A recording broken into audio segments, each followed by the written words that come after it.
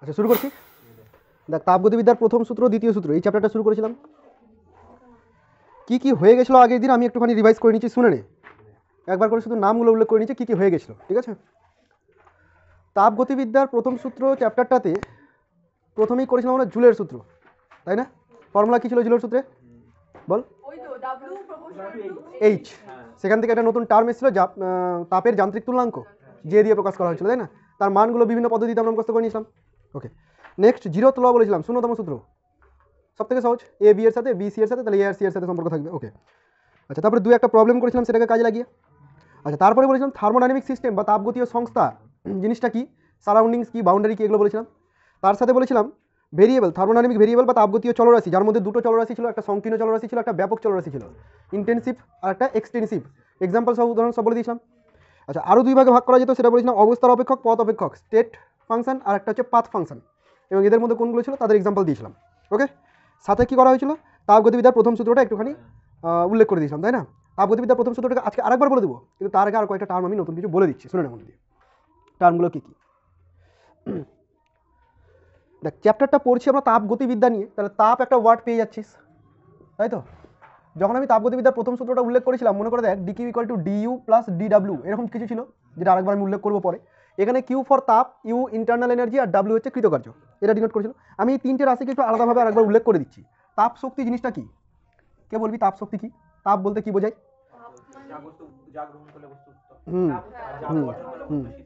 মানে তাপ হচ্ছে এক প্রকারের শক্তি, যেটা গ্রহণ করলে বস্তু উষ্ণ হবে, বর্জন করলে বস্তু শীতল হবে। অর্থাৎ তাপ এক বস্তু থেকে অন্য বস্তুতে সঞ্চালিত হতে পারে, তাই না? কোন বস্তু থেকে কোন বস্তুতে সঞ্চালিত হবে? একদম উষ্ণ বস্তু থেকে শীতল বস্তুর দিকে তাপ সঞ্চালিত হবে, ঠিক আছে। তাপ শক্তি জিনিসটা সম্পর্কে আমাদের ধারণা আছে। তাপ শক্তিকে আমরা মেজার করি কোন একক দিয়ে? নর্মালি ক্যালোরি একক দিয়ে মেজার করে থাকি, তাই তো? এছাড়াও জুল এককও মেজার করতে পারি, আর এককও মেজার করতে পারি, জুলের সূত্র আমি এগুলো বলে দিয়েছিলাম। ওকে, আচ্ছা, তারপরে আরও একটা টার্ম এনেছিল, সেটা হচ্ছে অভ্যন্তরীণ শক্তি। মনে পড়ছে?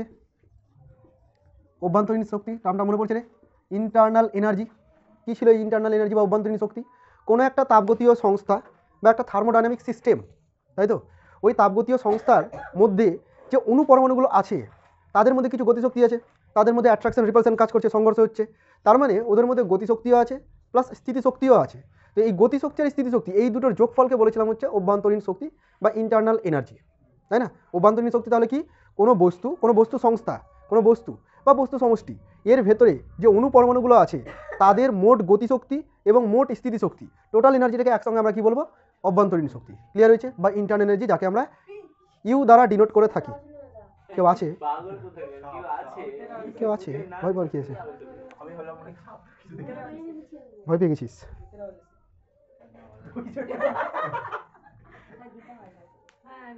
হ্যাঁ, ঠিক ঠিক দিতে হয়। ও নিজেকে এটো করে দিল আগে থেকে, অন্য কেউ যাতে এটো না করতে পারে, নাকি রে? অভ্যাস। আচ্ছা দেখ, কৃতকার্য আরেকটা টার্ম তাপগতিবিদ্যার প্রথম সূত্রে, সেটা হচ্ছে কৃতকার্য। কৃতকার্য বিষয়টাকে নিয়ে একটু আলোচনা করবো, এর আগের ক্লাসে আলোচনা হয়নি। কৃতকার্য, কার্য মানে আমরা নর্মালি এইটুকু বুঝি যে কার্য মানে হচ্ছে বল ইন্টু সরণ, এটা তো বুঝি। এবার এখানে আমি কোনো একটা বস্তু নিয়ে আলোচনা করছি না, আমি কি নিয়ে আলোচনা করছি? একটা বস্তু সংস্থা নিয়ে আলোচনা করছি, যাকে আলাদাভাবে বলা হচ্ছে থার্মোডাইনামিক সিস্টেম বা তাপগতীয় সংস্থা, ঠিক আছে? তো কোনো একটা তাপগতীয় সংস্থার ক্ষেত্রে চাপের রাশিমালা কী হবে সেইটা আমরা এখানে ডিরাইভ করবো। আমরা চাপকে বল ইন্টু সরণ হিসেবে জানি, এটা নর্মালি কাইনেমেটিক্স আমরা ইউজ করে দেখেছি, তাই না? একটা ক্ষুদ্র বস্তু, তার ভর জানা আছে, তারপরে এতবার বল কাজ করছে, তার এতটা সরণ হয়ে গেল, তাহলে এমনটা হবে। কিন্তু যখন কোনো আমি একটা বস্তু সংস্থা নিয়ে কাজ করবো, মনে করি একটা পিস্টনের মধ্যে, একটা সিলিন্ডারের মধ্যে আমি গ্যাসের অনুপরমাণু নিয়ে নিয়েছি, এবার ওর উপর আমি প্রেসার অ্যাপ্লাই করলাম, তাহলে বিভিন্ন অনুপরমাণুর বিভিন্ন রকম সরণ ঘটেছে। অতগুলো বল, অতগুলো সরণ কি আমার গুণ করে যোগ করা সম্ভব?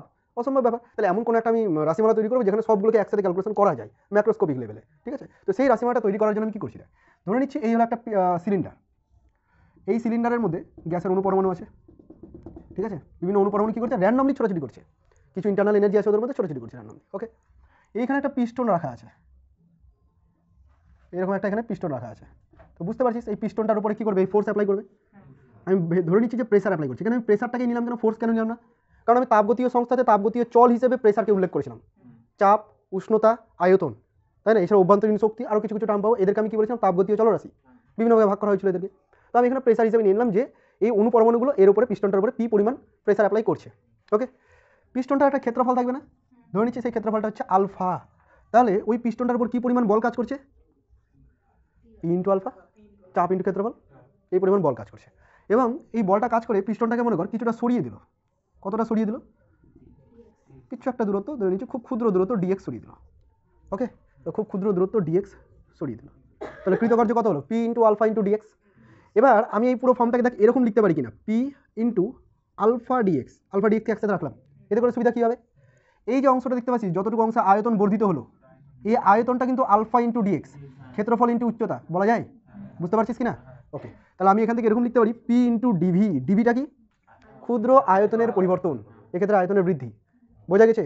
এটাকেই বলবো আমরা কৃতকার্য, এবং রাশিমালাটাকে পি ডিভি দিয়ে প্রকাশ করে থাকবো। তাহলে যখনই আমরা তাপগতিবিদ্যা ইউজ করবো, চাপ, আয়তন, উষ্ণতা এইসব টার্মগুলোকে নিয়ে আসবো, বা গ্যাসের গতীয় তত্ত্ব নিয়ে আলোচনা করবো, গ্যাসের গতীয় তত্ত্ব পরের চ্যাপ্টারে আছে, তখন কিন্তু আমরা কৃতকার্যের রাশিমালাতে D W equal to P D V use করবো, বল ইন্টু সরণ ইউজ করবো না। বোঝা গেছে কেন ইউজ করলাম এটাকে? আমাকে পুরো অণু পরমাণুগুলোকে ম্যাক্রোস্কোপিক লেভেলে নিয়ে যেতে হলো, এক একটা বস্তু নিয়ে এক একটা কণা নিয়ে আমি আলোচনা করতে এখানে পারবো না, অসংখ্য কণা আছে। ক্লিয়ার এতটুকু? তাহলে এটা হচ্ছে কৃতকার্যের রাশিমালা। এবার এখান থেকে একটা দেখার বিষয়, যদি আমি তো এখানে ক্ষুদ্র পরিবর্তন নিয়েছি, তাই না? যদি তোকে কোনো স্টেট দিয়ে দেয়, ধর তোকে বলে দিল যে ইনিশিয়াল একটা স্টেট আছে, ইনিশিয়াল স্টেটটাকে আমরা সবসময় আই দ্বারা ডিনোট করবো, আর ফাইনাল স্টেট তাকে আমরা এফ দ্বারা ডিনোট করবো, ঠিক আছে? তো কোনো একটা গ্যাসকে প্রথমত আই অবস্থা থেকে শুরু করে এফ অবস্থায় নিয়ে গেলাম। আই অবস্থার কিছু একটা কন্ডিশন থাকবে, আমি উল্লেখ করে দিলাম না আপাতত। কন্ডিশন বলতে কী কী থাকবে? ধর কিছু একটা প্রেসার, টেম্পারেচার, আয়তন কিছু বলা থাকবে। আবার এফ এই স্টেটে আবার কিছু উষ্ণতা, চাপ, তাপ কিছু বলা থাকবে, ঠিক আছে? তো আলাদা আলাদা কন্ডিশন দেওয়া থাকবে। আমি আই থেকে এফে নিয়ে গেলাম। এরকম সিচুয়েশনে যদি নিয়ে যাওয়া যায়, তাহলে আমার টোটাল কৃতকার্য কত করতে হবে? আমি কি করবো? ডিডাব্লিউকে ইন্টিগ্রেশন করে দেবো। ডিডাব্লিউ মানে কি? ক্ষুদ্র পরিবর্তন। আর যদি আমাকে ওভারঅল কার্য বের করতে হয়, তাহলে ওই ক্ষুদ্র পরিবর্তনগুলোকে যোগ করতে হবে। বুঝতে পারছিস? আর যোগ মানে ইন্টিগ্রেশন। ইন্টিগ্রেশন হয়েছে তাদের সমাকলন হয়েছে, হয়নি? অবকলন হয়েছে, অবকলনের উল্টো সমাকলন, আপাতত এইটুকু জেনে রাখ, ঠিক আছে? অবকলনে কী করা হয়? ছোটো ছোটো পার্ট করে ভেঙে দেওয়া হয়, সমাকলনে যোগ করা হয়। বোঝা গেছে? চল, এতটুকু জানা থাক, পরে যখন ম্যাথমেটিক্স হবে তখন ওভারঅল ক্লিয়ার হয়ে যাবে, আমি একটু একটু করে বলতে থাকবো। তো এই ডিডাব্লিউটাকে যদি আমি ইন্টিগ্রেশন করি, তাহলে আমি কি পেয়ে যাবো? টোটাল কৃতকার্য পেয়ে যাবো। কোথা থেকে কোথায় ইন্টিগ্রেশন করবো? আই থেকে এফ, ইনিশিয়াল থেকে শুরু করে ফাইনাল পর্যন্ত, এত দূর পর্যন্ত আমি ইন্টিগ্রেশন করবো। এই ইন্টিগ্রেশন কথাটা অর্থ হচ্ছে এরকম, ধর আমি ইন্টিগ্রেশন ডিডাব্লিউ লিখলাম, তো এটার অর্থ হচ্ছে ডিডাব্লিউ1 প্লাস ডিডাব্লিউ2 প্লাস ডিডাব্লিউ3, এরকমভাবে চলতে থাকবে। কেন আমি এটাকে সামেশন ডিডাব্লিউ লিখতে পারতাম না? সামেশন দিয়েও শিখেছি, কেন লিখলাম না? এই সামেশন আর ইন্টিগ্রেশন দুজনের কাজ একই, তবে দুজন আলাদা আলাদা ফাংশনের ক্ষেত্রে অ্যাপ্লিকেবল। দুজনের কাজ একই, ইন্টিগ্রেশন বা সমাকলনও যোগ করে, সামেশনও যোগ করে, তবে দুটো আলাদা ক্ষেত্রে কোন কোন ক্ষেত্রে ইউজ করবো দেখ। যেসব ক্ষেত্রে বস্তু কণাগুলো ডিসক্রিট, মানে যে রাশিটাকে আমি যোগ করছি সেই রাশিটা হচ্ছে ডিসক্রিট। বুঝলাম না ডিসক্রিট মানে কি? ডিসক্রিট মানে হচ্ছে আলাদা আলাদা করে গোনা যায়।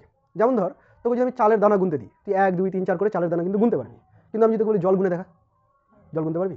পারবি না। তাহলে জলের যে পরিমাণটা সেটা হলো একটা কন্টিনিউয়াস টার্ম।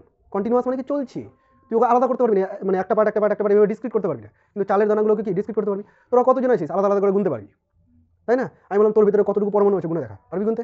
কন্টিনিউয়াস ফাংশন একটা। তো যারা কন্টিনিউয়াস ফাংশন তাদের ক্ষেত্রে ইন্টিগ্রেশন করতে হয়, আর যারা ডিসক্রিট ফাংশন তাদের ক্ষেত্রে সামেশন করতে হয়। এখানে আমি কন্টিনিউয়াস নিয়ে করছি, মানে আমি আলাদা আলাদা করে অনুপরমাণুকে যোগ করতে পারবো না, সেই জন্য কন্টিনিউয়াস টার্ম হিসেবে এটা ইউজ করছি। অসুবিধা আছে তাদের বুঝতে? নেই।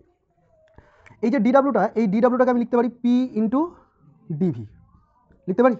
ওকে, তো এটাই হচ্ছে কৃতকার্যের রাশিমালা। এখন থেকে আমাকে এটা মুখস্থ রাখতে হবে, W equal to integration P dv i to f, ঠিক আছে? লিমিট কোথা থেকে কত দূর? আই থেকে এফ পর্যন্ত। ওকে, আচ্ছা, যদি কখনো প্রেসার কনস্ট্যান্ট হয়, মানে কনস্ট্যান্ট প্রেসারে যদি কাজ করে, তো কনস্ট্যান্ট টার্ম সবসময় কি হয়? ইন্টিগ্রেশনের বাইরে বেরিয়ে যায়। হয়নি তো জানিস না, কিন্তু অবকলনে করেছিস, কনস্ট্যান্ট বাইরে বেরিয়ে যায়। ইন্টিগ্রেশনের ক্ষেত্রে কনস্ট্যান্ট কি হয়? বাইরে বেরিয়ে যায়। তাহলে পি যখন ভি এর উপর ডিপেন্ডই হচ্ছে না, তাহলে পিটা বাইরে বেরিয়ে যাবে, পিটাকে বাইরে বের করে দিলাম। কখন অ্যাপ্লিকেবল এটা? কনস্ট্যান্ট প্রেসারের ক্ষেত্রে। প্রেসার যদি কনস্ট্যান্ট না হয়, ভেরিয়েবল থাকে, তাহলে কিন্তু এটাই থেকে যাবে, আর বেরোতে পারবে না, তখন ওখানে ভেরিয়েবল টার্ম বসে আমাকে বাকি ক্যালকুলেশন করতে হবে, পরের ব্যাপার সেটা। ডিভি আই টু এফ, অসুবিধা আছে তো দূর? নেই। আচ্ছা, পি ইন্টু, আচ্ছা তোদেরকে এখানে বলে রাখি, ইন্টিগ্রেশন যেহেতু হয়নি, যদি ইন্টিগ্রেশন ডিএক্স থাকে, এর সমাকলন করলে শুধু এক্স আসবে। ইন্টিগ্রেশন ডিএক্স থাকলে সমাকলন করলে কী হবে?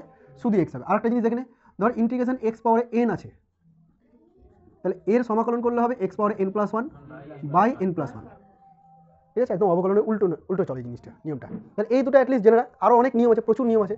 একটা কি বললাম? শুধু ইন্টিগ্রেশন ডিএক্স থাকলে এক্স বাইরে বেরিয়ে যাবে। হ্যাঁ, আর যদি ইন্টিগ্রেশন এক্স পাওয়ারে এন ডিএক্স থাকে, তাহলে এই পাওয়ারটাতে এক যোগ হয়ে যাবে, আর পাওয়ারটা নিচে বসে যাবে। আমি এগুলো আগেও ফার্স্ট সেমিস্টারেও করেছিলাম, তখন উল্লেখ করেছিলাম হয়তো। যাই হোক, তাহলে এই জায়গাটায় শুধুমাত্র ডিভির যদি ইন্টিগ্রেশন করা যায়, তাহলে কি দাঁড়াবে? এটা শুধু ভি দাঁড়াবে, যেমন আমরা শুধু এক্স দাঁড়িয়েছিল, তাই না? আর লিমিট কিছু একটা হবে, আই থেকে শুরু করে এফ পর্যন্ত, ভি এর লিমিট, তো ভি আই থেকে শুরু করে ভিএফ বলে দিছি। ইনিশিয়ালি ভিআই ছিল, ফাইনালি ভিএফ হয়েছে। ওকে, তাহলে তুই এখান থেকে লিখতে পারবি P into vf minus vi. এটা আর এটা আলাদা কিছু না, একই জিনিসই দেখতে পাচ্ছিস। ওটাও আয়তনের পরিবর্তন, এটাও আয়তনের পরিবর্তন। ওটা ক্ষুদ্র বোঝাচ্ছে, এটা বড় বোঝাচ্ছে। ক্লিয়ার হয়েছে কিনা? অসুবিধা নেই তো? তাহলে কৃতকার্যের রাশিমালা এরপর মনে থাকবে। কখন কি অ্যাপ্লাই করতে হবে আমি যখন অঙ্ক করাবো তখন বুঝতে পারবি ধীরে ধীরে, তো চাপ নেওয়ার কিছু নেই। আপাতত কৃতকার্যের রাশিমালাটাকে মুখস্থ করে, যে ডাব্লিউ ইকুয়াল টু পিডিভি, আর যদি ম্যাক্রোস্কোপিক লেভেলে বের করতে হয়, বড় ক্ষেত্রে বের করতে হয়, তখন আমাকে কী করতে হবে, ইন্টিগ্রেশন করে বের করতে হবে। অসুবিধা নেই তো? ওকে, নেক্সট পার্ট কি আছে, কৃতকার্যটা বলে দিলাম। পাচ্ছিস না খুঁজে? পেজ নাম্বার 5, 5-6 দেখ, 5-6 পেজ পেয়েছিস? আচ্ছা, নোটে আগের ক্লাসের সাথে একটু উল্টাপাল্টা থাকবে, কোনোটা আগে কোনোটা পরে এরকম থাকবে, বোঝানোর জন্য, যাতে তাপগতিবিদ্যার প্রথম সূত্র আজকে চাপ না লাগে, ওই জন্য আগের দিন একটুখানি হিন্টস দিয়ে দিয়েছিলাম। আজকে আবার সেইটাকে উল্লেখ করবো। আমি জানি তাপগতিবিদ্যার প্রথম সূত্র আগের দিন শিখেছিলি, হ্যাঁ করেছিলি, কিন্তু ভুলে গেছিস, কিছু পারবি না বলতে। দেখ, পিভি চিত্র, এই চ্যাপ্টারে প্রেসার মানে পি মানে আমরা ছোট হাতের পি লিখবো সবসময়, মাথায় রাখবি। প্রেসারকে যখনই আমরা ভেরিয়েবল হিসেবে দেখাবো তখন আমরা স্মল পি লিখবো, ঠিক আছে? আর যখন মান হিসেবে লিখবো তখন ক্যাপিটাল পি দিয়ে ডিনোট করবো। কখন দেখতে পাবি পিভি চিত্র, আগে জিনিসটা কি সেটা দেখিয়ে দিয়ে যায়। পিভি চিত্র হচ্ছে একটা লেখচিত্র অঙ্কন করবো, যার এক্স অ্যাক্সিসে ভি থাকবে, ওয়াই অ্যাক্সিসে পি থাকবে, ঠিক আছে? এবং কোনো একটা সংস্থা, একটা তাপগতীয় সংস্থা, ওর উপর প্রেসার অ্যাপ্লাই করবো, আয়তন কিছু একটা হবে। মনে কর প্রেসার বাড়িয়ে দিলাম, আয়তন কী হবে, কমে যাবে। আরও প্রেসার বাড়িয়ে দিলাম, আয়তন আরও কমে যাবে, তাই না? তো এই জিনিসটা কিন্তু শুধুমাত্র প্রেসার আর ভলিউমের উপর ডিপেন্ড করে না, টেম্পারেচারের উপর ডিপেন্ড করে। টেম্পারেচার আরেকটা কোয়ান্টিটি আছে, এই তিনটে কোয়ান্টিটি একে অপরের সাথে মিলেমিশে থাকে, একটাকে চেঞ্জ করতে গেলে অন্যগুলোর উপর প্রভাব পড়ে যায়। শুধুমাত্র যদি প্রেসারের পরিবর্তন করি, যেমন আয়তনের পরিবর্তন হবে তেমন উষ্ণতারও পরিবর্তন হবে, উষ্ণতার পরিবর্তন করলে চাপেরও পরিবর্তন হবে, আয়তনের পরিবর্তন হবে, ঠিক আছে? তো আমি যদি ধরে নিই যে উষ্ণতার কোনো পরিবর্তন হচ্ছে না, কনস্ট্যান্ট টেম্পারেচারে যদি আমি একটা প্রসেসকে দেখাতে চাই, মানে একটা সিলিন্ডারের মধ্যে গ্যাস নিয়েছি, ওর উপর আমি প্রেসার দিচ্ছি, ওর আয়তন কী হচ্ছে, কমছে, ঠিক আছে? এবার আয়তন যখন কমবে, প্রেসার দেওয়ার ফলে আয়তন যখন কমবে, ওর টেম্পারেচারে তো পরিবর্তন হবে। আমি এমন কোনো কিছু করে রাখলাম যে টেম্পারেচার পরিবর্তন হবে না, কনস্ট্যান্ট থাকবে, ঠিক আছে? কী করে রাখলাম জানি না, কিন্তু এমন কিছু করে রাখলাম যে টেম্পারেচার পরিবর্তন হবে না। তাহলে যে গ্রাফটা দেখানো যায় পিভি গ্রাফে, সেই গ্রাফটা হয় এইরকম, আয়তকার পরাবৃত্ত। বুঝতে পেরেছিস এতটুকু? ক্লিয়ার হয়েছে? তো এইটা হচ্ছে পিভি গ্রাফ, এটাকে বলছি আমরা পিভি চিত্র। এই চিত্রটার গুরুত্ব আছে, কী গুরুত্ব দেখ। এই পিভি চিত্রে এই যে রেখাটা আমি এঁকেছি, এই রেখাটা একটা প্রসেসকে নির্দেশ করবে। একটা প্রসেস বলতে আমি যে পরিবর্তনটা করলাম, সেই পরিবর্তনটা কীভাবে হলো সেটা আমি এই গ্রাফের ডেটা দেখে বুঝে যাবো। যে আমি প্রেসার প্রথমে কতটা দিয়েছিলাম, এতটা প্রেসার দিয়েছিলাম, আয়তন কত ছিল, আয়তন ছিল V1। প্রথমে প্রেসার দিয়েছিলাম P1, আয়তন কত হয়েছিল, V1। প্রেসার কমাচ্ছি, আয়তন বাড়ছে, প্রেসার কমাচ্ছি, আয়তন বাড়ছে। প্রেসার যখন আমি P2 করে দিলাম, প্রেসার যখন P2 করে দিলাম বাড়াতে বাড়াতে, তখন কমাতে কমাতে, তখন আয়তন কী হয়ে গেল, V2। একটা জিনিস খেয়াল করেছিস, যখন আমি ভেরিয়েবল হিসেবে পি লিখেছি স্মল পি, আর যখন মান লিখেছি তখন ক্যাপিটাল। লেখার নিয়ম এটা, অ্যাকচুয়ালি তুই অন্য কিছু লিখতে পারিস, কোনো ব্যাপার নয়, তবে এইভাবে প্র্যাকটিস করবি। তো এই হচ্ছে একটা গ্রাফ। এই গ্রাফের প্রত্যেকটা বিন্দু, ধরুন এখানে একটা ইনিশিয়াল বিন্দু এ বলছি আর একটা ফাইনাল বিন্দু বি বলছি, প্রত্যেকটা বিন্দু কী বলবে, ওই তাপগতীয় সংস্থাটার ওই মুহূর্তের অবস্থাকে নির্দেশ করবে। যেমন যখন তাপগতীয় সংস্থা এই অবস্থানে ছিল, তখন ওর চাপ ছিল P1, আয়তন ছিল V1। এটা হলো তার তাপগতীয় অবস্থা। মনে পড়ছে অবস্থাকে কী কী দিয়ে ডিনোট করা হতো, চাপ, আয়তন, উষ্ণতা, অভ্যন্তরীণ শক্তি, সব কিছু দিয়ে আমরা ডিনোট করতাম, তাই না? তো এ বিন্দু যে অবস্থাটা, সেই অবস্থাতে চাপ P1 আর আয়তন হচ্ছে V1। একই রকমভাবে বি বিন্দু আরেকটা অবস্থাকে নির্দেশ করছে, ওই মুহূর্তে তুই বুঝতেই পারছিস সেটা কত, P2 V2। আপত্তি আছে কি? নেই। এবার দেখ এই পুরো প্রসেসটা, অর্থাৎ এ থেকে বিতে, এই বিন্দুতে আমি যেরকমভাবে দাগ টেনেছি, তার মানে এই না যে একটা গ্যাসকে এখান থেকে শুরু করে এখানে নিয়ে চলে গেছি। এটা একটা গ্রাফিক্যাল রিপ্রেজেন্টেশন, যেখানে চাপ এবং আয়তনের সম্পর্ক দেখানো হয়েছে। এর মানে এই না যে একটা বস্তুকে সোজা এইভাবে নিয়ে গাড়ির মতো করে নিয়ে চলে গেলাম, ওরকম করিনি কিন্তু কিছু, বুঝতে পারলি? চাপ P1 করলে আয়তন V1 হবে, চাপ এত করলে আয়তন এটা হবে, চাপ এটা করলে আয়তন এটা হবে, চাপ এটা করলে আয়তন এটা হবে, এরকমভাবে একটা গ্রাফ প্লট করেছি। জাস্ট এইটুকুই একটা ম্যাথমেটিক্যাল রিপ্রেজেন্টেশন। এবার যদি তোকে বলে এই পুরো গ্রাফটাতে, মানে এই প্রসেসটাতে, এই তাপগতীয় পদ্ধতি বা থার্মোডাইনামিক প্রসেস, এই পুরো প্রসেসটাতে ওয়ার্ক ডান কত হলো, মানে কৃতকার্য কত হলো, যদি তোকে জানতে চাই, তুই বলবি যে আমি কৃতকার্যের ফর্মুলা শিখেছি ইন্টিগ্রেশন DW, কোথা থেকে কোথায় যাচ্ছি, এ থেকে বিতে যাচ্ছি, দিয়ে তুই বলবি ইন্টিগ্রেশন PdV করেছিলাম, তাই না? এ থেকে বিতে যাচ্ছি, বুঝতে পারলি? এই যে ইন্টিগ্রেশন PdV করলাম, পি কোনটা, এটা, ভি কোনটা, এটা। আচ্ছা ও ঠিক কথা বলেছে, একটা পি কিন্তু বেরাবে না, কেন? এখানে পি কনস্ট্যান্ট আছে, এখানে P1 এখানে আলাদা, এখানে আলাদা, এখানে আলাদা, পি এর মান চেঞ্জ হচ্ছে, তাহলে পিকে কিন্তু আমি বাইরে বের করতে পারছি না, বুঝতে পারলি? কখন পি বাইরে বের করা যাচ্ছে, কখন করা যাচ্ছে না। আচ্ছা তাহলে এই ক্ষেত্রে পি বাইরে বেরোবে না, দরকার নেই বের করা। যখন ইন্টিগ্রেশন হিসাবে x ইন্টু ওয়াই থাকবে, এই দেখ এক্স ওয়াই, এক্স অ্যাক্সিসে ভি, ওয়াই অ্যাক্সিসে পি, এক্স ইন্টু ওয়াই আছে। যখন এক্স ইন্টু ওয়াই থাকবে কোনো গ্রাফের, তখন ওই গ্রাফটা যে এরিয়া কভার করবে, এখান থেকে শুরু করে এত দূর পর্যন্ত একটা এরিয়া কভার করছে, কার সাথে, ভি অ্যাক্সিসের সাথে একটা এরিয়া কভার করছে, এক্স অ্যাক্সিসের সাথে। এই এরিয়াটাই হচ্ছে সেই কৃতকার্যের formula, area enclosed by P V graph.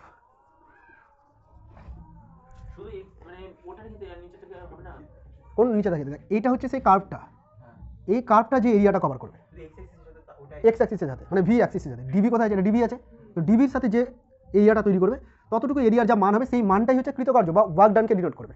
বুঝতে পেরেছিস? আপত্তি আছে বুঝতে? নেই। আমি একটা গ্রাফ আরেকটা এঁকে দেখাচ্ছি, দেখ ধর এরকম একটা গ্রাফ দিলাম পি ভি, এইরকমভাবে একটা পিভি, ভুল আঁকলেও আমি এঁকে দেখালাম, পিভি একটা আমি একটা গ্রাফ এঁকে দিয়েছি, ঠিক আছে? এটা হচ্ছে তোর এ বিন্দু, এটা হলো বি বিন্দু। এবার যদি বলি এ থেকে বিতে নিয়ে যাওয়ার জন্য কৃতকার্য কতটা হলো, তুই কি করবি? এখান থেকে ডট ডট ডট, এখান থেকে ডট ডট ডট, তাহলে এই যে এরিয়াটা বের করার প্রসেস আছে, বিভিন্ন জ্যামিতিক শেপ থাকবে, এটা এই এরিয়াটার যা ক্ষেত্রফল, সেই ক্ষেত্রফলটাই কাকে ডিনোট করবে? কৃতকার্যকে ডিনোট করবে। বুঝতে পেরেছিস? ক্ষেত্রফলটা বের করতে হবে, ঠিক আছে? এবার ক্ষেত্রফল কীভাবে বের করবো সেটা শেপের উপর ডিপেন্ড করবে, যেমন এই শেপের ক্ষেত্রে আলাদা ফর্মুলা, ওই শেপের ক্ষেত্রে আলাদা ফর্মুলা, সেগুলো তো আমি ধীরে ধীরে আসছি। পিভি সূচকটা বা পিভি চিত্রটা বুঝতে পারলি কিনা বল?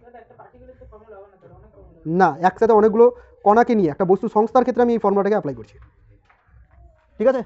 আচ্ছা বল, কি হয়েছে তোদের? মাথায় ঢুকছে না, শুধু হাসি মাথায় ঢুকা এগুলো?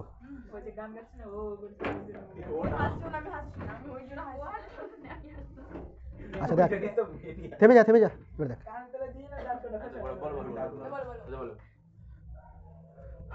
ওয়ার্ক ডান বা কৃতকার্য, এটার সাইন আছে, কখনো পজিটিভ ওয়ার্ক ডান হয়, কখনো নেগেটিভ ওয়ার্ক ডান হয়, এটা তোকে বুঝতে হবে। পজিটিভ ওয়ার্ক ডান কখনো হয় আর নেগেটিভ ওয়ার্ক ডান কখনো হয়। যখন গ্যাস নিজে কার্য করবে, কোনো গ্যাস যখন নিজে কার্য করবে, তখন সেই কৃতকার্যটাকে বলবো আমরা ধনাত্মক কার্য বা পজিটিভ ওয়ার্ক ডান।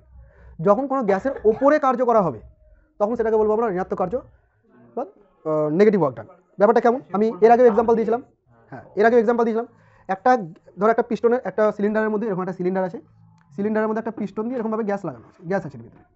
এবার গ্যাসকে ধর এক্সপ্যান্ড করতে ছেড়ে দিলাম, তাহলে গ্যাস কী করবে? এর উপরে প্রেসার অ্যাপ্লাই করবে, কী করবে? পিস্টনটাকে দূরে ঠেলে দিবে, তাই না? তাহলে এই যে এতটুকু আয়তন বৃদ্ধি পেয়ে গেল, এটা কিন্তু গ্যাসের মলিকিউল দ্বারা ওয়ার্ক ডান হলো, মানে গ্যাস নিজে কার্য করলো, তাহলে এই কার্যটা হচ্ছে ধনাত্মক। তাহলে তুই বুঝেই যাচ্ছিস যে আয়তন প্রসারিত হলে বা আয়তন বৃদ্ধি পেলে ধনাত্মক কার্য। কেন? ফর্মুলা তো এটাই ছিল না, পি ইন্টু ডিবি। এবার ডিবি যদি পজিটিভ হয় তাহলে পুরো টার্মটাই পজিটিভ। তো ডিবি পজিটিভ কখন হবে? যখন প্রসারিত হবে, আয়তন বৃদ্ধি পাবে, ঠিক আছে? আয়তন যদি হ্রাস পেয়ে যায়, ডিবি যদি কমে যায়, তাহলে এই পুরো টার্মটা নেগেটিভ হয়ে যাবে, তাই না? কখন হবে এটা? যখন আমি এর উপরে প্রেসার অ্যাপ্লাই করব, যখন গ্যাসের উপরে আমি ওয়ার্ক ডান করবো, তখন সেই ওয়ার্ক ডানটা কী হবে? নেগেটিভ ওয়ার্ক ডান হবে। অসুবিধা আছে বুঝতে? এই পুরো টার্মটাই কেমিস্ট্রিতে গিয়ে উল্টে যায়। কেমিস্ট্রিতে থার্মোডাইনামিক্স আছে, ফিজিক্সের থেকে বেশি পরিমাণে আছে ওখানে। কেমিস্ট্রিতে থার্মোডাইনামিক্স করি, ভালো করে বুঝে নি, দু জায়গাতেই পড়তে হবে একই জিনিস, কমন সাবজেক্ট, কমন টপিক আর কি। তো ওইখানে এই পজিটিভ আর নেগেটিভ ধরার যে ব্যাপারটা, সেটা ওরা রিভার্স করে দিয়েছে, ঠিক আছে? কোনো ব্যাপার না, আমি পজিটিভ ধরবো না নেগেটিভ ধরবো, সেটা ডিপেন্ড করবে আমার উপরে। ফিজিক্সের ক্ষেত্রে আমি এইভাবে পজিটিভ নেগেটিভ বললাম, কেমিস্ট্রিতে পুরো বিষয়টাকে উল্টে দেবে, শুধু এইটুকুই ডিফারেন্স, আর কোনো ডিফারেন্স নেই। হ্যাঁ, ওখানে ওরা কৃতকার্য কাকে ধরে বলতো? মানে কৃতকার্য গুরুত্ব দেয় যে এক্সটার্নাল এজেন্ট আছে, মানে আমি যদি ওয়ার্ক ডান করি তাহলে সেটা পজিটিভ, বা আমার ওপর যদি ওয়ার্ক ডান হয় তাহলে সেটা নেগেটিভ। ওখানে গ্যাসকে গুরুত্ব দিচ্ছে, আর ফিজিক্সের ক্ষেত্রে সিস্টেমকে গুরুত্ব দিচ্ছে। সিস্টেম যদি ওয়ার্ক ডান করে, মানে গ্যাস যদি ওয়ার্ক ডান করে তাহলে পজিটিভ, আর গ্যাসের উপরে যদি করে দিই নেগেটিভ। অসুবিধা আছে বুঝতে? মনে থাকবে কি না? তুই যখন বৃদ্ধি পাবি, মানে তুই যখন প্রসারিত হবি, তখন সেটা পজিটিভ ওয়ার্ক ডান, আর তোকে যদি চেপে দিই তাহলে সেটা খারাপ ব্যাপার হয়ে যাচ্ছে, নেগেটিভ ওয়ার্ক ডান। বুঝতে পারছিস? ওকে। আবর্ত প্রক্রিয়া বলে একটা প্রক্রিয়া আছে পিভি চিত্রের ক্ষেত্রে।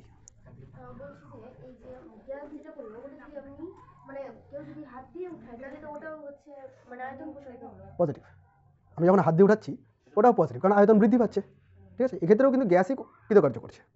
আমি বাইরে থেকে কৃতকার্য করছি, কিন্তু আমি যখন সিস্টেম হিসেবে ধরবো, সিস্টেম কৃতকার্য করছে, যখন সিস্টেম ঠেলে উপরে উঠে দিচ্ছে, এরকমভাবে ভাববো। ওকে, একটা আবর্ত প্রক্রিয়ার কথা বলি শোনো। আবর্ত প্রক্রিয়া বা সাইক্লিক প্রসেস জিনিসটা কি? নামের মধ্যেই যুক্ত আছে, দেখ আবর্ত চক্রাকার, তাই না? কোনো পিভি চিত্রে যদি আমি এরকম একটা গ্রাফ দেখাই, যে প্রথম দিকে এ থেকে বিতে আমি এই প্রসেসে গেলাম, এ থেকে বি, তীর চিহ্ন দেখিয়ে দিয়েছি কোন দিকে গেছি, পরে কোনোভাবে ঘুরে ফিরে আবার বি থেকে এ বিন্দুতেই পৌঁছে গেলাম, তাহলে আমার ইনিশিয়াল আর ফাইনাল পজিশন একটাই, চক্রাকারে ঘুরে গেছি। এই ধরনের প্রক্রিয়াকে বলবো আমরা আবর্ত প্রক্রিয়া বা সাইক্লিক প্রসেস, ঠিক আছে? এই আবর্ত প্রক্রিয়া বা সাইক্লিক প্রসেসের ক্ষেত্রে কৃতকার্য কত হবে সেটা বের করার একটা শর্ট ট্রিক আমরা বের করবো। বারবার যদি ফর্মুলা ইউজ না করতে হয়, একটা শর্ট ট্রিক বের করবো যাতে তাড়াতাড়ি বেরিয়ে যায়।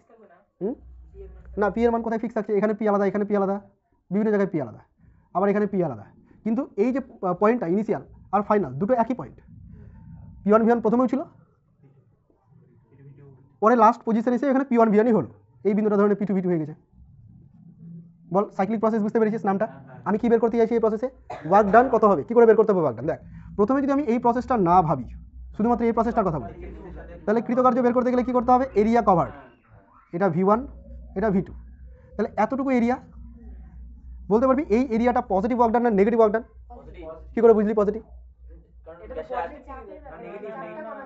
না আমি যুক্তি পাচ্ছি না। পজিটিভ কারণ ভি এটা বেড়ে গেছে। হ্যাঁ হ্যাঁ বি বেড়েছে রিজন এটা, চাপ আয়তন বৃদ্ধি পাচ্ছে, আয়তন বৃদ্ধি পাচ্ছে মানে প্লাস পজিটিভ ওয়ার্ক ডান।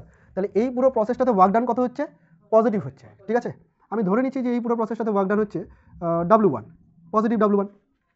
ওকে, পরবর্তীতে বি থেকে যখন এতে পৌঁছাবো, কীভাবে পৌঁছাবো? এইভাবে পৌঁছাবো, তাই না? এটা নেগেটিভ এবার যদি এই নিচের সারফেসটা যদি না ইমাজিন করি আমি, তাহলে এখান থেকে এখানে যাওয়ার জন্য কতটা ওয়ার্ক ডান করতে হবে? এই যে এরিয়াটা কভার করবে সেই এরিয়াটা, পুরো এরিয়া কভার করছে, বুঝতে পারছিস কিনা বল? পুরো প্রসেসে যে ওয়ার্ক ডানটা হলো সেটা আমি বলে দিলাম W2, মানে বি থেকে এতে যাওয়ার জন্য যে ওয়ার্ক ডানটা হলো সেটা কত? W2। নেগেটিভ না পজিটিভ? যাবে সেটা একই পথেই যাবে না। না একই পথে যাচ্ছে না, প্রথমে এই পথে গেল, তারপরে এই পথে আসলো। পথ বলতে এখানে প্রেসার ভলিউমের পরিবর্তন প্রথমে এরকমভাবে হচ্ছিল, পরে এইভাবে হচ্ছে, কিন্তু আলটিমেট একই জায়গায় পৌঁছেছে। চাপ কমলে তো তাহলে ওটা নেগেটিভ হয় না? চাপের কথা বলিনি তো, আয়তনের কথা বলছি। দেখ হচ্ছে ওটা ওটা তুমি যে বললে ওটা ক্ষেত্রফলটাকে ধরতে হয় মানে এটা টোটাল এটা তো ওটা গোলটা ক্ষেত্রফল আমরা যদি মানে ছাড়া না করি মানে একটা হ্যাঁ, ওটাই করবো, আমি ধীরে ধীরে আসছি। প্রথমে আমি বললাম যে এই সারফেসটা যদি না থাকে তাহলে ক্ষেত্রফল এতটা হচ্ছে এই প্রসেসটার জন্য। পরবর্তীতে বললাম যদি এই প্রসেসটা না থাকতো, শুধু যদি এখান থেকে এখানে প্রসেসটাকে ধরতাম, তাহলে ক্ষেত্রফল কতটা হতো? এই পুরো ক্ষেত্রফলটা হতো, বুঝতে পারছিস? আমি এই ক্ষেত্রফলটার মান কত হতো? ধরে নিলাম W2 পরিমাণ ক্ষেত্রফল। এটা নেগেটিভ হতো না পজিটিভ হতো সেটা বল। নেগেটিভ বি থেকে যখন আমি এতে যাব তখন কি হচ্ছে? আয়তন কমে যাচ্ছে, এখান থেকে এখানে যাচ্ছে মানে কি আয়তন কমে যাচ্ছে, তাহলে এটা নেগেটিভ ওয়ার্ক ডান হতো, তাহলে এখানে -W2 হতো, বুঝতে পেরেছিস? তাহলে টোটাল ওয়ার্ক ডান কত হলো? টোটাল ওয়ার্ক ডান হলো, দুটোকে যোগ করে দেবো তাহলে হয়ে গেল টোটাল ওয়ার্ক ডান। এই প্রসেসে গেলাম +W1, ওই প্রসেসে আসলাম -W2, টোটাল ওয়ার্ক ডান যোগ করে দিলাম। এবার দেখ এই যে যোগ বিয়োগ ব্যাপারটা যে বোঝাচ্ছে, যখন আমি এই ক্ষেত্রফলটা বের করতে যাব, প্রথমে W1 বোঝাচ্ছিল এতটুকুর ক্ষেত্রফল, এই ক্ষেত্রফলটা নোংরাটা যেটা করছি, তারপরে W2 বোঝালো পুরোটা। এবার পুরো W2 থেকে যদি আমি এতটুকুকে বাদ দিয়ে দিই, তাহলে শুধুমাত্র এই ভেতরটুকু পড়ে থাকবে না, ভেতরটুকু পড়ে থাকবে। তার মানে হচ্ছে আবদ্ধ ক্ষেত্রফলের বা আবদ্ধ স্থানের ক্ষেত্রফল, আবদ্ধ ক্ষেত্রফল, বুঝতে পারলি? তাহলে পুরো একটা সাইক্লিক প্রসেসের ক্ষেত্রে যখন আমাকে ওয়ার্ক ডান বের করতে হবে, কী করবো? ওইটুকু দ্বারা, ওইটুকু গ্রাফ দ্বারা যতটুকু অংশ আবদ্ধ হচ্ছে ততটুকুর ক্ষেত্রফল বের করলেই চলবে। ওকে, তাহলে এখানে এই যে গ্রাফটা ছিল, এইটুকুর ক্ষেত্রফল যা সেটাই হচ্ছে ওয়ার্ক ডানের রাশিমালা এই পুরো প্রসেসটাতে, বুঝতে পারলি ব্যাপারটা? কোথা থেকে কোথায় নিয়ে আসলাম, তাহলে আলাদা আলাদাভাবে এইভাবে বের করবো না, ঠিক আছে? আচ্ছা, এগুলো নিয়ে কিন্তু প্রবলেম আছে, এগুলোর উপর ডিপেন্ড করি। সমচাপ প্রক্রিয়া এবং সম আয়তন প্রক্রিয়া বলে দুটো প্রসেস পাবি, দুটো পদ্ধতি আছে, নামগুলো খুব সহজ। সমচাপ প্রক্রিয়া বা এর আরেকটা নাম হচ্ছে আইসোবারিক। নামটা শুনে রাখ, স্কুলে ক্লাস করতে গেলে এই নামটাও বলতে পারে। আইসোবারিক, বার মানে বার কিসের একক করে? প্রেসারের একক, ওইখান থেকে মনে থেকে যাবে। আইসোবারিক, আইসো মানে সমান সমান বোঝাতে চাইছি। তো সমচাপ মানে এই প্রসেসটাতে চাপের মান কনস্ট্যান্ট থাকবে। কী করে দেখাবো? পিবি লেখচিত্রেই দেখাবো। এই হলো পিবি লেখচিত্র, এদিকে ভি আর এদিকে পি, চাপ সমান, তার মানে চাপের কোনো পরিবর্তন হবে না। এখান থেকে এখানে চাপ ধরে নিলাম এতটুকু, তাহলে এখান থেকেও চাপ এখানে এতটুকুই থাকবে, অর্থাৎ এইরকম গ্রাফ হবে সমান্তরাল ভি অ্যাক্সিসের সমান্তরাল। এটা সমচাপ হয়ে গেল না? চাপ সমান কিন্তু এটা আয়তন পরিবর্তন হচ্ছে, ক্লিয়ার? এটা হলো সমচাপ প্রক্রিয়া। যদি বলি আমি সম আয়তন প্রক্রিয়া, যার ইংরেজি নাম হচ্ছে আইসোকোরিক, মুখস্থ করে নিতে হবে, ঠিক আছে? আইসোকোরিক প্রসেস, একটা আইসোবারিক প্রসেস, একটা আইসোকোরিক প্রসেস। এখানে যদি আমাকে গ্রাফ দেখাতে হয়, দেখ কেমন হবে গ্রাফটা? ভি পি, আয়তন সমান, আয়তন সমান মানে আয়তনের পরিবর্তন হবে না। এরকম গ্রাফ কিভাবে দেখানো যেতে পারে? দেখ প্রেসার বাড়ছে, আয়তনের কোনো পরিবর্তন হচ্ছে? আয়তন যেমনটা ছিল তেমনটাই আছে, ওটা যে মানে টাচ করেছে পি করাই না, করালেও কি না করালেও কি, 0 থেকে স্টার্ট হচ্ছে বা 0 থেকে স্টার্ট হচ্ছে না, এটাই ডিনোট করছে, বুঝতে পারলি? কটা প্রসেস করলাম এখানে? দুটো, একটা আইসোবারিক প্রসেস, আইসোকোরিক প্রসেস। খেয়াল করে দেখ, আইসোবারিক প্রসেসে এখান থেকে এত দূর গিয়েছি আমি এ থেকে বি। যদি বলি কৃতকার্য কত, তুই এইভাবে লাইন টেনে দিবি, দিয়ে এরিয়া বের করে দিবি, এবং এরিয়াটা কিন্তু একটা আয়তক্ষেত্র হচ্ছে, খুব সহজেই তুই বের করতে পারবি মান দেখে। ধর এখানে আমি 1 বলে দিলাম, এখানে 2 বলে দিলাম, এখানে 3 বলে দিলাম, এটা 1 এটা 2 এরকম ধর বলে দিলাম, ঠিক আছে? তাহলে তুই বল, যখন এর এরিয়াটা বের করবি প্রথমত দৈর্ঘ্য দরকার, তারপর প্রস্থ দরকার। দৈর্ঘ্য কত? না 3 - 1, তাহলে দৈর্ঘ্যটা হচ্ছে 2, আর উপরে 2 মাইনাস না না 2 প্লাস না এটা এটাও 2 হবে। এটা 2 এটা 0 থেকে শুরু হয়েছে। 2 মাইনাস 0, ওটা 2 হবে তাহলে এটা 2 হবে। তাহলে এদিকটাও 2, এদিকটাও 2, 2 দুগুণে 4, 4 একক যা হবে হবে। এইভাবে আমরা ক্ষেত্রফলটা বের করব। এর ক্ষেত্রে কি হবে? আয়তনের পরিবর্তনই নেই, ক্ষেত্রফলই তো হবে। ডিভি 0 আর পিডিভি, তার মানে আইসোকোরিক প্রসেস বা সম আয়তনিক যদি পদ্ধতি থাকে, তাহলে সেই ক্ষেত্রে কোনো কৃতকার্য হবে না। তার মানে ওর জন্য ক্রস দেওয়া আছে এখানে না ওটা কেটে দিয়েছি, ভুল হয়েছে, আঁকাটা ভুল হয়েছিল, নিচে আছে, এটা পরের পেজে আছে ছবি, ক্রস মানে এই ছবিটা বাদ এটা মানে পরিবর্তন হচ্ছে না আয়তনে, তাই জন্য 0 তাই জন্য 0 হচ্ছে। বা তুই যদি এরিয়ার ফর্মে দেখতে চাস, এরিয়া কি তৈরি করছে ভি অ্যাক্সিসের সাথে? ভি অ্যাক্সিস কোনটা, এটা না? এর সাথে কি কোনো এরিয়া তৈরি করতে পারছে? পারছে না। পি এর সাথে করছে, পি এর সাথে তো আমরা দেখি না, ভি এর সাথে এরিয়া দেখি।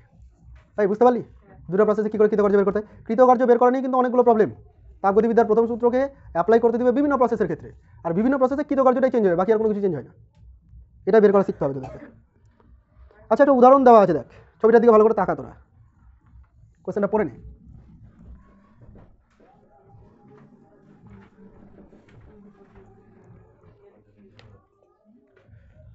না এখানে এ আর বি কোথায়? পড়ে নে, আমি বলছি সব। একটা এ থেকে বি যাচ্ছে, তো বি থেকে সি যাচ্ছে, আর সি থেকে এই যাচ্ছে।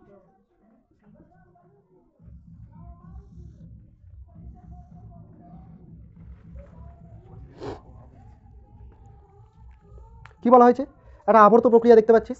আচ্ছা, এই আবর্ত প্রক্রিয়াটা মনে কর এটা হলো এ বিন্দু, প্রথমে এইভাবে বি বিন্দু মানে বি অবস্থায় নিয়ে আসলাম, এ অবস্থা থেকে বি অবস্থায় নিয়ে আসলাম, তারপরে বি অবস্থা থেকে সি অবস্থাতে নিয়ে গেলাম, আর তারপরে সি অবস্থা থেকে এ অবস্থায় নিয়ে আসলাম। তাহলে এটা কি হলো? সাইক্লিক প্রসেস হলো না? পুরো একটা আবর্ত প্রক্রিয়া হলো। এবার বলা হয়েছে এই আবর্ত প্রক্রিয়া লেখচিত্র একটা ত্রিভুজ, যেটা ছবিতে দেখতে পাচ্ছি। নিম্নলিখিত প্রক্রিয়ায় কৃতকার্য নির্ণয় করো। কোন কোন প্রক্রিয়া কৃতকার্য বের করতে বলেছে? অপশন দেওয়া আছে। প্রথমে বলেছে এ থেকে বি। এবিসি লিখে নেব। হ্যাঁ লিখে নে, ছবিতে লেখাটাই লিখে নে। তীর চিহ্নটাও দিয়ে দিবি, তীর চিহ্নটা দেওয়া হয়নি। এ থেকে 4 এই যে আমি যে ছবিটা আঁকলাম এটা কমপ্লিট করে নিস তোরা নোটে। 4 আর ত্রিভুজ আর হাফ ইনটু উচ্চতা 3 4 পার হবে না?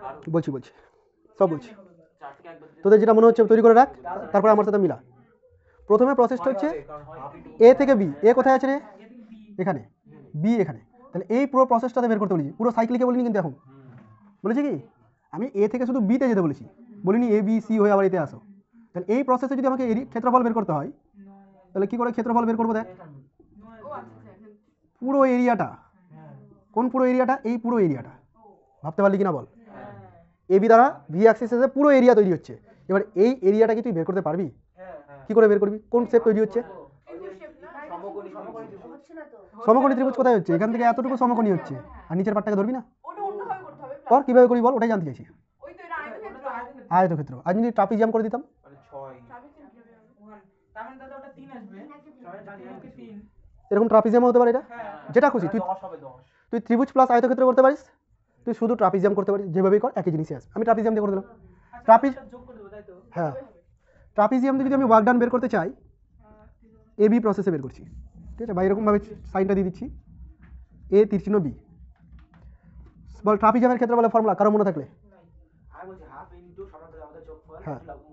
লম্ব দূরত্ব। সমান্তরাল বাহুদ্বয়ের মধ্যে লম্ব দূরত্ব। তাহলে হাফ ইন্টু সমান্তরাল বাহুদ্বয়ের যোগফল। এই বাহুটা আর এই বাহুটা সমান্তরাল, তাই না? এই বাহুটা আর এই বাহুটা সমান্তরাল। এই বাহুটার লেন্থ কত? 4 প্লাস এই বাহুটার লেন্থ কত? 1। দেখ এই যেখানে 1, বুঝতে পারছিস? ইন্টু তাদের মধ্যে লম্ব দূরত্ব, মানে এদের মধ্যে লম্ব দূরত্ব কোনটা? এটা। তার মানে এখান থেকে শুরু করে এত দূর কত? এটা 4 - 1। হবে তো। এখান থেকে স্টার্ট হয়েছে, 0 থেকে না। ও আচ্ছা। 1/2 5 ইন্টু 3 15 7.5, ঠিক আছে? আচ্ছা, কিছু দেওয়া আছে এখানে ইউনিটগুলো, যদি তুই ছবিতে দেখিস। ছবিতে দেখবি আয়তনে দেওয়া আছে metre cube, newton per metre square. আর এটা দেওয়া আছে নিউটন পার মিটার স্কোয়ার, চাপটা। তাহলে এটা কি দাঁড়ালো? ওয়ার্ক ডানটা জুল দাঁড়ালো। ওটাই এসআই, এটাও এসআই, তো এসআই পদ্ধতিতে ওয়ার্ক ডান জুল হবে। ক্ষেত্রফলের একক হবে না। ও না, ঠিক আছে। মাথাপাটি দেবো মেরে। ক্ষেত্রফল দিয়ে বের করছি, কিন্তু ওয়ার্ক ডান বের করছি। বল, আমি বলছি ওখানে যদি হাফ করি, হাফ ইনটু ভূমি তোমার হচ্ছে 4 - 1। ত্রিভুজ আয়তক্ষেত্র দিয়ে করবি? কর, ওটাও করে দিচ্ছি। Half into 4 - 1। তোমাদের বাড়িতে না না না। আচ্ছা, সুজন বলছে যখন আমি করে দিচ্ছি ওটাও। ত্রিভুজ দিয়ে করছে, কিভাবে করছে? প্রথমে উপরের ত্রিভুজটা, তারপরে নিচে আয়তক্ষেত্রটা। তো প্রথমে ত্রিভুজ, ও বলছে হাফ ইন্টু ভূমি ইন্টু উচ্চতা। ভূমি 3 না, উচ্চতা কত? উচ্চতাও 3 প্লাস আয়তক্ষেত্র যদি করতে হয়, আয়তক্ষেত্র 3 × 1। এই যেখান থেকে এতটুকু 3 আর উপরে 1। ওকে, হয়ে গেছে না? 9/2 প্লাস 3, 9/2 কত হবে রে? 4.5 হলো না? 7.5। তার মানে ভুল হবে না, যেভাবে কর, যদি তোর কনসেপ্ট ঠিক থাকে। তো এ থেকে বি পথে ওয়ার্ক ডান বের করে দিলি 7.5 জুল। এটা করে নে, প্রসেস অনেকগুলো হবে, একটু ছোটো ছোটো করে করার চেষ্টা করবি। যতটা ছোটো ছোটো করে করতে পারবি ততটা করবি। এইটাই তো। না আরও আছে, প্রসেস অনেকগুলো আছে, দেখ 3টা প্রসেস আছে। এই থাম, তাকাই দিকে কি কম্পিউটার কোন চিনে নাই? শোন, আমাকে ভিডিওটা এডিট করতে অনেক কষ্ট করতে হবে। বলো বলো তুমি বলো। কোথায় থামাতে হবে, কোথায় কাটতে হবে, মুশকিল পড়ে যাবে। থেমে যা, যখন থামাতে বলবো থেমে যা। আচ্ছা সি এ তো হবেই না। বলছি আমি, দেখ 2 নাম্বার প্রসেসটা হচ্ছে বি থেকে সি এ। বি থেকে সিতে বলেছে, বি থেকে সি, ভুল কিন্তু করবি তোরা, আমি জানি, মন দিয়ে শোন কোথায় কোথায় ভুল হবে তোদের। বি থেকে সি মানে শুধু এখান থেকে এখানে যেতে বলেছি, তাহলে ক্ষেত্রফল সীমাবদ্ধ হচ্ছে এতটুকু, মানে শুধু আয়তক্ষেত্র। আচ্ছা, তাহলে আয়তক্ষেত্র দ্বারা আবদ্ধ ক্ষেত্রফল বি থেকে সি। তুই বললি যে দৈর্ঘ্য ইন্টু উচ্চতা, দৈর্ঘ্য ইন্টু প্রস্থ, তাই তো? 3 × 1 মানে 3 জুল দিয়ে লাফাচ্ছি, যে ঠিক হয়ে গেল, ভুল হয়ে গেছে, ভেরি গুড। মাইনাস কথাটা ভুলে গেছিস তো। প্রসেস কোন দিকে হচ্ছে? আয়তন কমছে। এটার ক্ষেত্রে দেখ আয়তন বাড়ছিল, এখান থেকে এদিকে যাচ্ছিলাম, আয়তন বাড়ছিল, এটা আয়তন কমছে, তাহলে সামনে নেগেটিভ হবে, -3 জুল। সাইন কনভেনশন সহ করতে হবে কিন্তু, ক্লিয়ার? আর একটা প্রসেস 3 নাম্বার, 3 নাম্বার প্রসেস বলেছে সি থেকে এ, তাহলে সি, আচ্ছা সি থেকে এ প্রসেসে যাওয়ার জন্য এটা কোন পদ্ধতি রে? আইসোকোরিক। কোনো ক্ষেত্রফল তৈরি করছে না, তাহলে এই পদ্ধতিতে সি থেকে এতে যাওয়ার জন্য কৃতকার্য 0। বোঝা গেছে? বোঝা গেছে? আচ্ছা, তারপরে 4 নম্বরে বলেছে পূর্ণ পদ্ধতিতে ক্ষেত্রফল বের করো। পূর্ণ পদ্ধতি বলতে এ থেকে বিতে যাও, বি থেকে সিতে, তারপরে সি থেকে এতে। তাহলে কি করবি? প্রথমে এ থেকে বিতে গেছি 7.5 জুল হয়েছে, বি থেকে সিতে গেছি -3 জুল হয়েছে, আর তারপরে এখানে গেছি 0 হয়েছে, সবটিকে যোগ করে দিলেই কৃতকার্য হয়ে গেল। 7.5 -3 + 0 4.5 জুল। পজিটিভে আসলো কিন্তু। এটা তো বের করা গেল আলাদা আলাদাভাবে। আমি আরেকটা প্রসেস তোদেরকে শিখেছি সাইক্লিকে। হ্যাঁ, যতটুকু সীমাবদ্ধ হচ্ছে ত্রিভুজের মধ্যে ততটুকু ক্ষেত্রফল বের করলেই চলবে। তো ত্রিভুজের মধ্যে কতটুকু ক্ষেত্রফল সীমাবদ্ধ হচ্ছে রে? এই যে দেখ, আমি এখানে পার্ট বের করেছিলাম, এই যে এইটুকু পার্ট 4.5 আসছে না? তো ওইভাবেও তুই বের করতে পারতি, এইভাবেও করতে পারতি। অসুবিধা আছে বুঝতে? সবাই বুঝে গেছিস? তাড়াতাড়ি করে নে।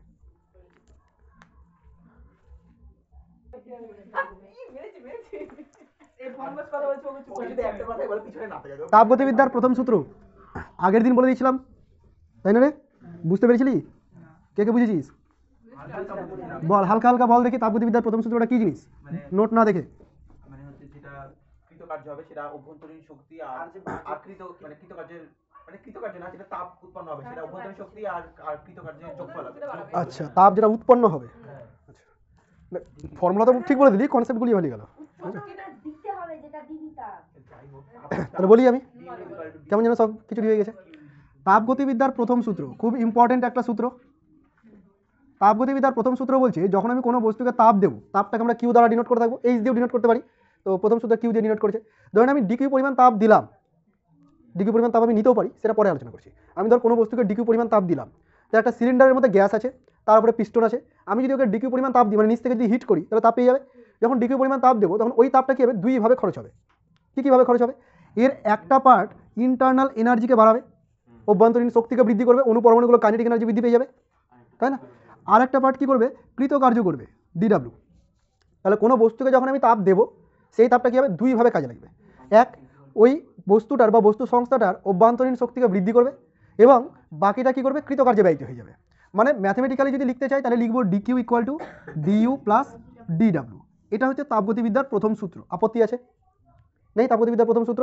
তাপগতিবিদ্যার প্রথম সূত্র শক্তির সংরক্ষণ সূত্রের সঙ্গে সঙ্গতিপূর্ণ। এটা অ্যাকচুয়ালি শক্তির সংরক্ষণ সূত্র। যে পরিমাণ শক্তি দিলাম ততটাই খরচ হলো, কোথাও নষ্ট হয়নি। ঠিক আছে? সূত্রটার গুরুত্ব কেন? আমরা জুলের সূত্রে এটা পড়েছিলাম যে H is proportional to Q, আর এসআই পদ্ধতি যখন ছিল তখন H equal to Q, H proportional to W আর এইচ ইকুয়াল টু ডাব্লিউ। যেখানে এইচ মানে ছিল হিট, যেটা এখানে কিউ দিয়ে ডিনোট করেছি, আর বলছি, আর ডাব্লিউ কি ছিল? Work done.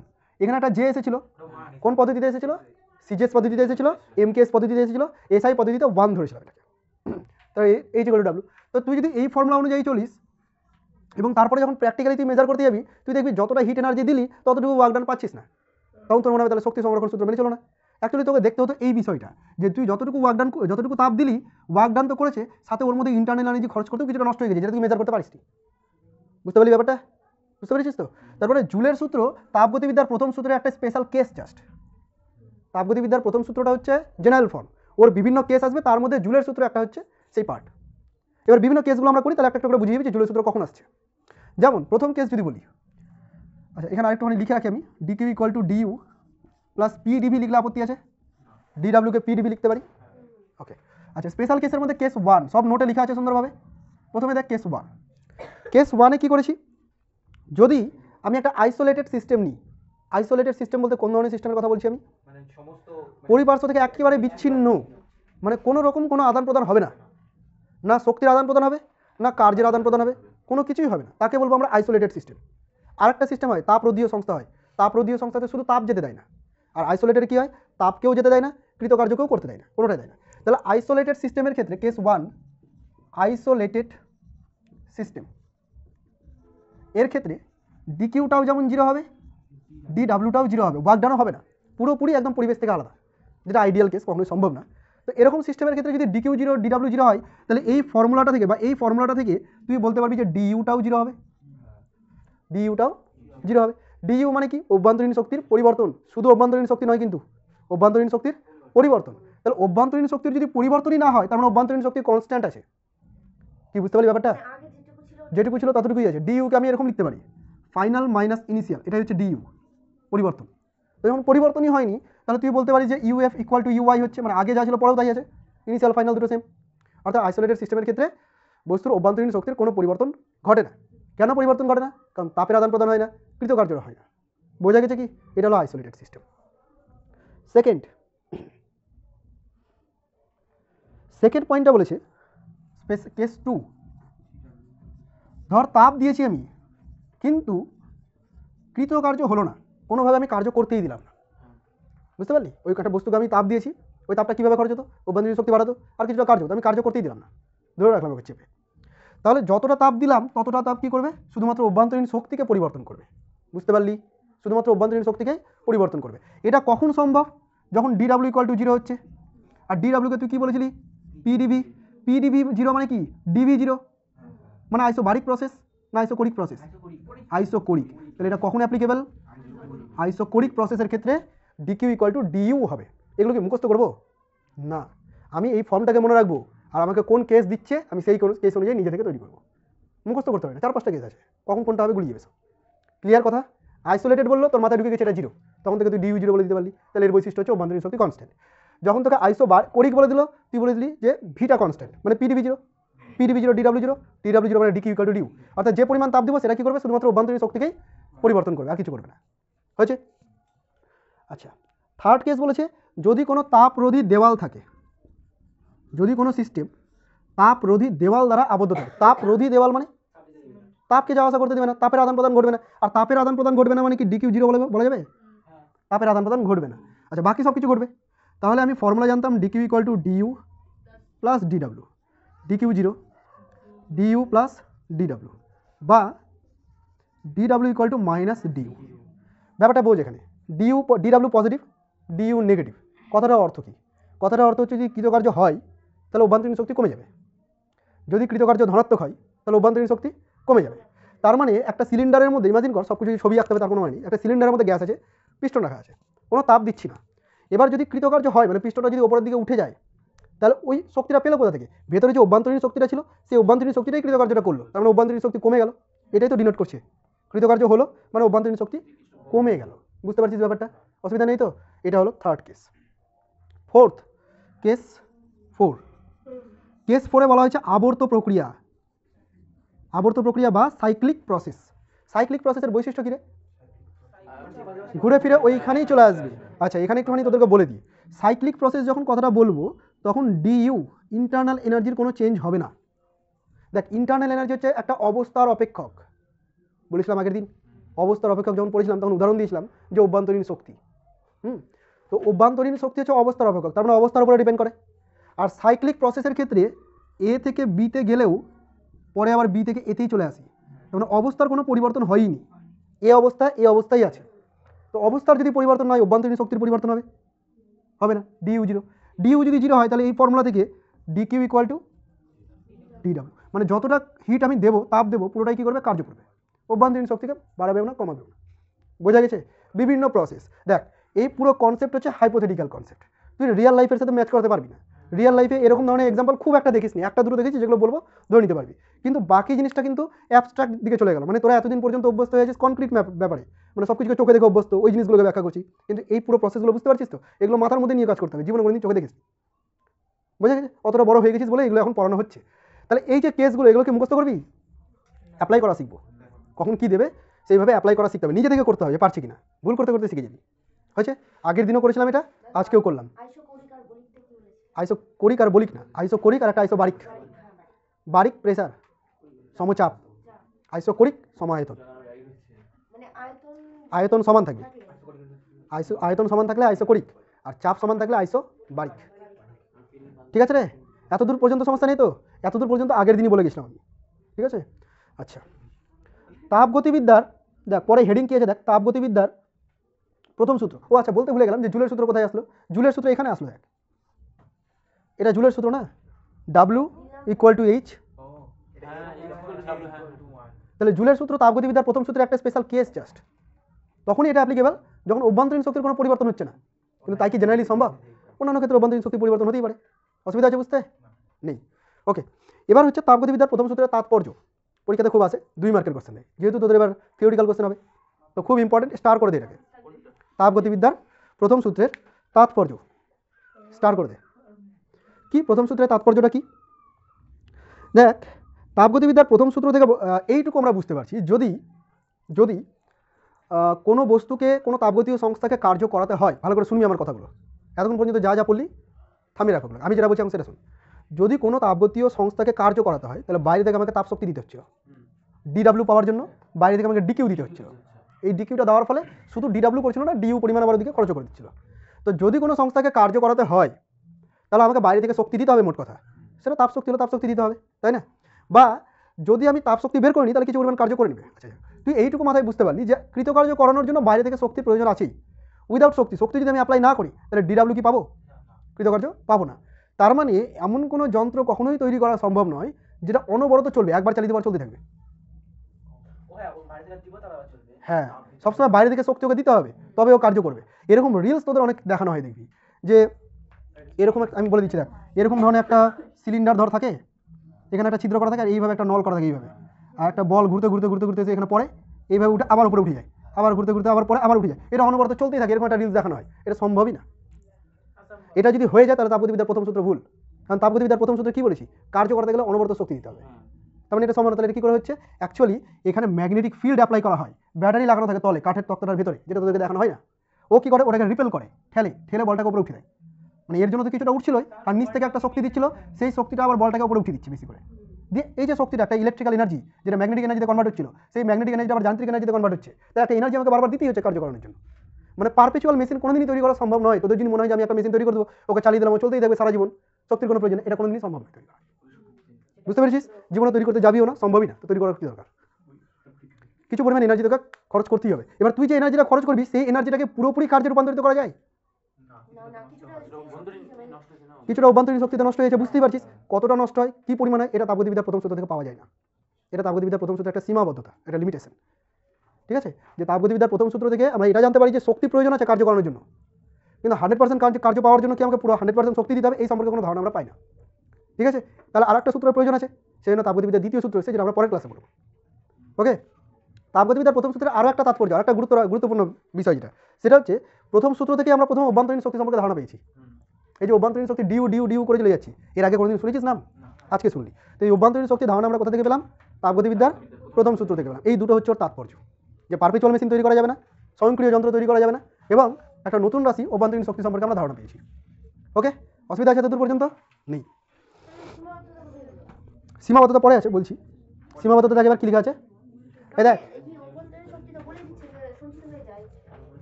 সীমাবদ্ধতা কি হলো? সীমাবদ্ধতা লাইনে চলে।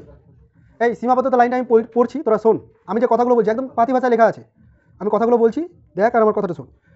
দেখ কী বলা হচ্ছে সীমাবদ্ধতায়, তাপ নিজে থেকে উষ্ণ বস্তু থেকে শীতল বস্তুতে গেলেও কখনোই শীতল বস্তু থেকে উষ্ণ বস্তুতে যায় না। জানতি?